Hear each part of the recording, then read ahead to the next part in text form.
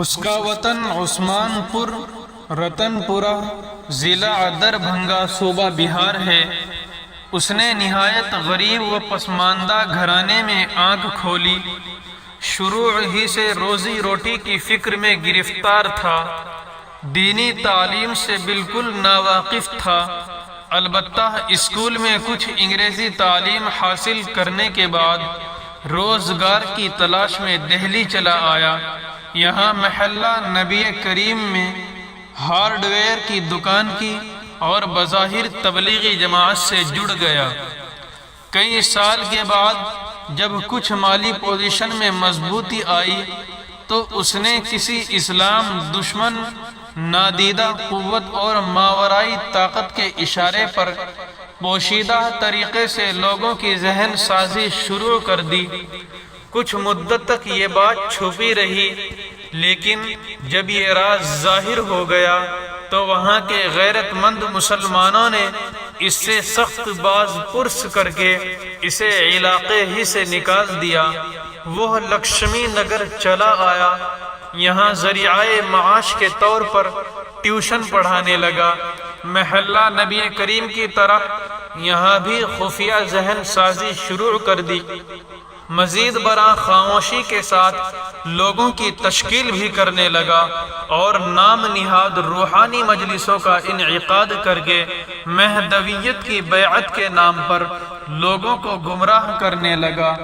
مقامی ساتھیوں کو جب اس کی ناپاک حرکت کا علم ہوا تو وہ کانپ اٹھے۔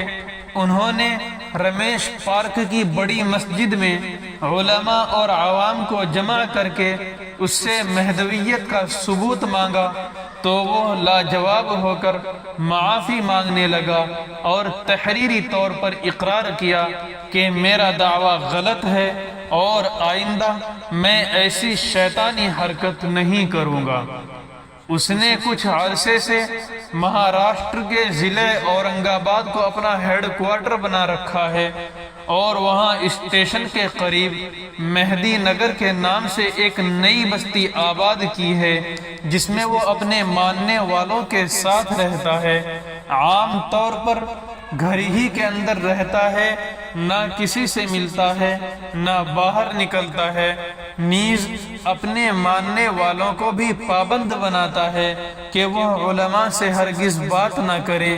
شکیل کا ہر فرد بڑے ماہرانہ طریقے پر شکیل کی مہدویت کا پرچارک ہوتا ہے۔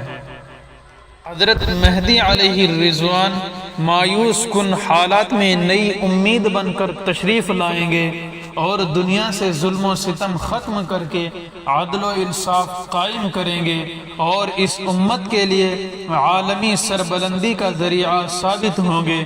احادیث میں حضرت مہدی کے متعلق نصارہ سے زبردست مقابلے کی تفصیلات بیان کی گئی ہیں، جس میں حضرت مہدی کو غلبہ حاصل ہوگا۔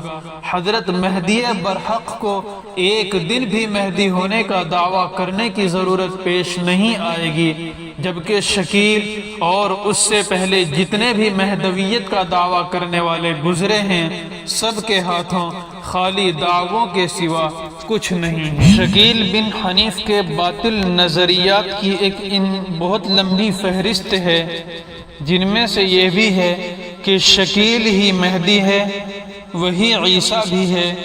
عیسیٰ اور مہدی ایک ہی شخصیت کے دو نام ہیں۔ عیسیٰ علیہ السلام نازل نہیں ہوں گے بلکہ پیدا ہوں گے۔ عیسیٰ علیہ السلام کے آسمان سے اترنے کی کوئی دلیل نہیں۔ عیسیٰ علیہ السلام کے اترنے سے ان کا پیدا ہونا مراد ہے۔ تمام علماء گمراہ ہیں، انہوں نے پیش گوئی کی حقیقت کو نہیں سمجھا۔ پیش گوئی پیچیدہ اور گنجلک ہوتی ہے، اس کی پوری حقیقت اپنے وقت پر ظاہر ہوتی ہے۔ دجال سے مراد امریکہ و فرانس اور سیٹلائٹ اس کی آنکھ ہے۔